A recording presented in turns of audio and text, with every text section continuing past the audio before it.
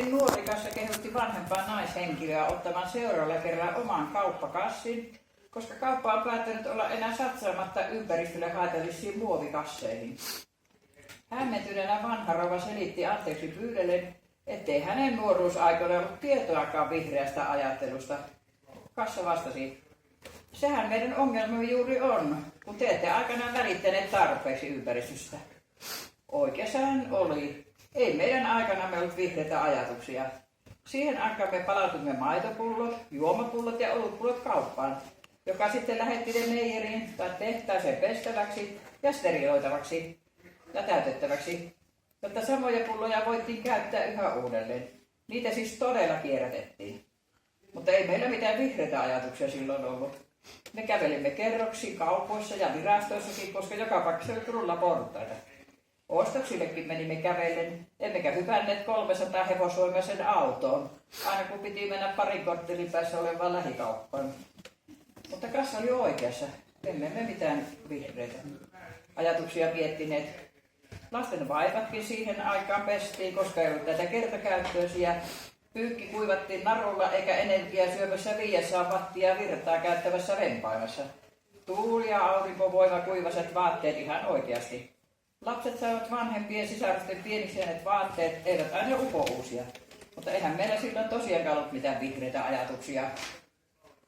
Siihen aikaan meillä oli vain yksi televisio tai radio. Ei vastaan, oli niitä joka huoneessa. Ja TV-ruutukin oli jokseenkin nenäliinan kokoinen, eikä koko Uudenmaan. Keittiössä tehtiin ruokaa, hämmentettiin ja sekoiteltiin käsiin. Koska ei ollut sähkökoneita apuna joka käänteessä.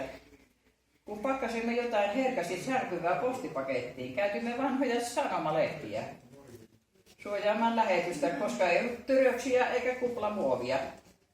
Emmekä me ruohoakaan leikanneet bensiiniä polttavalla koneella. Meillä oli työnnettävä käsikäyttöinen ruohonleikkuri. Me pidimme lihaskuntoa yllä työntekijöillä, emmekä kuntosalin sähköisillä juoksumatoilla. Oikeassa kanssa siis oli. Ei meidän pääsemme mitään vihreitä ajatuksia ollut silloin. Joimme vettä kraanasta, kun janolti, sen sijaan, että olisimme joka kerta käyttäneet erityistä pullovettä. Täytimme täytekynät musteella, emmekä ostaneet heti uutta kynää, kun muste loppui. Ja vaihdoimme partahöylän terään, heittämättä koko kapilta roskiin, kun terä tyysistyi.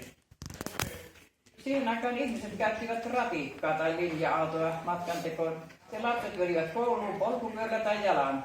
Eikä äidin tarvinnut todella heidän takiaan 24 tunnin taksipalvelua. Kotona oli yksi pistorasia eikä kokonaista rivistöä, jos vaikka minkälaisille elektroniselle laitteille. Eikä tarvinnut käyttää mitään tietokoneohjattua vempainta, joka on yhteydessä tuhansien kilometrien päässä avaruudessa oleva satelliitti, jotta löytäisi lähimmän pizzapaikan. Mutta eikö olekin surullista, kun nykynuoriso valittaa, miten tuhlaavaisia me olimme, kun meillä ei ennen vanhaan ollut näitä vihreitä ajatuksia. Niin, lähetä tämä jollekulle toiselle itsekkäille senioreille, jolle taas joku näsävis nuori saarnaa ympäristösuojelusta. Hyvä, kiitos.